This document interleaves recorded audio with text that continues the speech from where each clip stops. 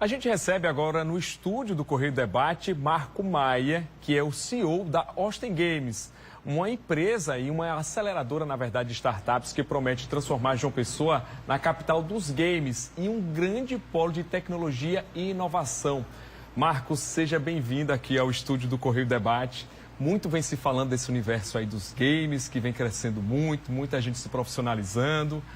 E aí, enfim, vem a Austin Games. Mas eu queria que você começasse, né, explicando para o pessoal de casa o que é exatamente essa empresa, a Austin Games. Boa tarde, mais uma vez. Viu? Obrigado pelo convite, obrigado por estar participando aqui com vocês, obrigado pela abertura aí, quem dera. Nós éramos uma startup até novembro do ano passado, paraibana, chamada Gameform. Participamos de vários processos de aceleração, inovação e fomos incorporados pelo grupo Austin, né, que é o Austin Group, que é um grupo lá de São Paulo, que ele tem dentro desse grupo um braço, que é a Austin Move, que ela trabalha com aceleração, é uma venture builder, né? Ela pega startups e vai trabalhando nelas para que elas se tornem empresas e consigam encontrar o seu modelo de negócio. E uma das startups era a Gameform, que agora virou um braço de games desse grupo Austin Move. E agora nós estamos aqui na Paraíba para investir nesse mercado. Entendi, ou seja, uma empresa paraibana, mas que já por fazer parte desse grupo com atuação nacional. Mas na prática, como é? Ou seja, vocês investem em empresas que desenvolvem games, o foco é esse, o foco são jogadores, ou é tudo misturado?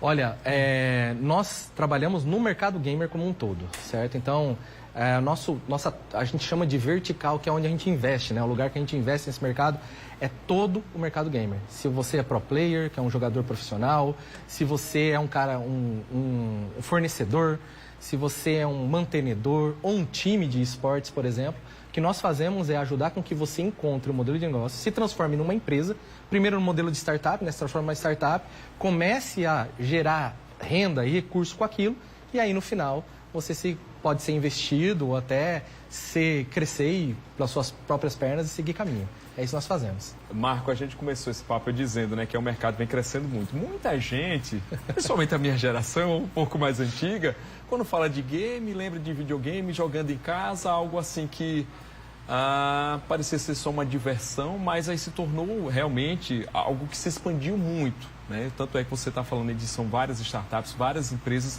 que vão surgindo, porque na verdade a tecnologia se diversificou muito e abriu um mercado muito promissor e muito rentável também. Com certeza. Olha, dentro desse mercado gamer, né, que hoje, se você for parar para pensar, quem são as pessoas que consomem esse mercado, é a galera millennial. Aquela galera que está um pouco antes da gente, mas que daqui uns dias já são os detentores econômicos. Eles trocam muito tempo de tela por jogos ou acompanhar outras pessoas que jogam nesse mercado. Então, só de acompanhamento, de ser consumidor, já é um ponto. Fora isso, você engloba renderizadores, modeladores 3D, desenvolvedores de software. Tudo isso, esse mercado gamer, ele abrange. Então, vou desenvolver uma animação. Necessita de um modelador, um renderizador. Essa profissão de design, né, ela é muito utilizada nos games. A parte de gamificação de uma atividade, gamificação de uma empresa, de um grupo, por exemplo, se você tiver um game design, que é outra profissão que tem nesse segmento, você consegue fazer com que as atividades elas não sejam maçantes e as pessoas engajem.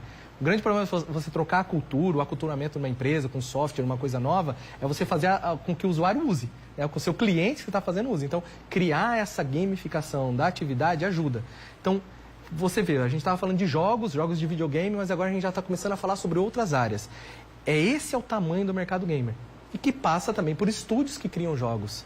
Inclusive, a gente tem casos incríveis em Recife mesmo, de empresas que já podem se considerar multinacionais desse segmento. Agora, aqui em João Pessoa, a gente não tem ainda esse segmento consolidado. Nós temos Campina Grande como um polo gigantesco de mão de obra de tecnologia, super exportadora, é uma dor gigante que as universidades têm, e o meu propósito com esse hub, né, o Hub Austin Games, é com que essas pessoas não saiam daqui, elas fiquem aqui. O cara vem, sei lá, ele vai vir de Garanhuns, por exemplo, lá de Pernambuco para trabalhar no hub aqui. Tem toda a liberdade desse novo mercado que existe, né, de trabalho remoto, trabalho híbrido e por aí vai. Mas ele não vai, ele vai pegar quinta-feira ou sexta-feira, ele volta para casa dele, vai visitar a mãe dele, vai visitar a família dele, quem for. Ao contrário do que hoje acontece. como São Paulo concentra mais de 50% das startups, quando uma pessoa se destaca nesse segmento, ela é convidada para ir. Nós fomos convidados para ir para lá, inclusive. É normal, é natural.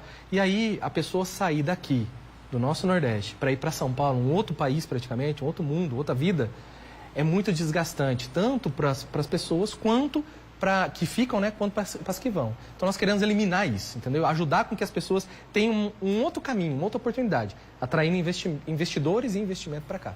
E aí, como você falou, é uma grande cadeia, né? Aquele que pensa, planeja um jogo, é aquele que desenha, é aquele que faz o design, é aquele que joga, né? Inclusive, você falou do eSports, né? A gente já até trouxe também aqui na programação do TV Correio alguns campeonatos, tem gente que vive disso, ganha muito dinheiro, né? Então, por isso que esses jovens, especialmente essa geração milênio, como você fala, vem investindo muito nisso. Tem uns times aqui, não é isso? Sim. Nós fizemos para validar nossa startup, né? Que é você caminha com uma tese, né, que você está desenvolvendo o projeto e chega até o momento de validar mesmo por que você está fazendo aquilo. São várias hipóteses que você vai fazendo. Uma delas foi esse caminho. Nós chegamos a validar 174 empresas, que a gente chama de empresas agora, né, para saber se eles estavam no caminho. E o que a gente entendeu desse meio de esportes é que a frustração é muito alta. Porque como eles não se veem como profissionais até se veem, mas como empresa, por se falar, eles não se preocupam muito em apresentar resultados. Você está aqui como âncora, mas você tem que apresentar resultado para todos os seus parceiros. E esse resultado ele vem muito consolidado. Então a empresa TV Correio ela já tem isso. Um jogador hoje, ele detém lá, sei lá, tem jogadores que ficam com 1 milhão, 2 milhões de pessoas assistindo ele. Entendeu? Nossa. Então, esse cara, ele tem que se considerar uma empresa. Eu tenho gente que tem 10, 20 mil pessoas. Pô, são 20 mil pessoas que estão olhando o conteúdo dele. Ele tem que se considerar uma empresa. Se ele é sozinho, ele tem que fazer tudo. Mas ele tem que entregar resultados, ele tem que saber o modelo de negócio dele, quem que é o público que ele está falando, para criar uma estratégia. Normalmente, o que acontece? Nesse meio, o cara cria conteúdos, ele é legal, ele é divertido, as pessoas gostam, só que chega um momento que a pessoa perde um pouco, tipo assim, muda o jogo, ela perde o interesse, o cara começa a ficar maçante, aí todo mundo some. Aí o perfil dele desaparece. E aí o que acontece com o cara? Entra em depressão, fica chateado, e isso a gente quer acabar. A gente quer entregar para eles forma de que eles se reinventem no processo, saibam que existam ciclos, porque eles não entendem. É um público que está com um poder enorme na mão, enorme, gigantesco, e não consegue entender o poder que eles têm na mão. Ou seja, eles ganham, entre aspas, uma fama naquele mercado, não sabem gerenciar essa carreira, né? E aí terminam enfrentando alguns problemas. E aí vocês também chegam junto com isso. Sim, a gente não chega a trabalhar a parte de terapia, porque isso aí é com psicólogo logo. Nosso negócio é negócio. Esse suporte é negócio, exatamente. Gerenciar a trajetória. A gente dá todo o suporte como se fosse uma aceleração de startups mesmo. Quando nós viemos desse meio, a gente entende que existe um método que consegue fazer com que a pessoa descubra o que ela é melhor, qual que é o público dela e o que ela pode vender. Né? Eu vou vender, eu vou ser humorista, eu vou ser mais sério, eu vou vender produtos, vou ter parceiros. Tudo isso faz parte de negócio. E esse mercado hoje, ele está totalmente desregulado e as pessoas não entendem, a maioria delas não entendem como conseguir chegar num denominador comum que ajude todo mundo, tanto os parceiros, né, os investidores, quanto eles próprios com a equipe que eles podem formar.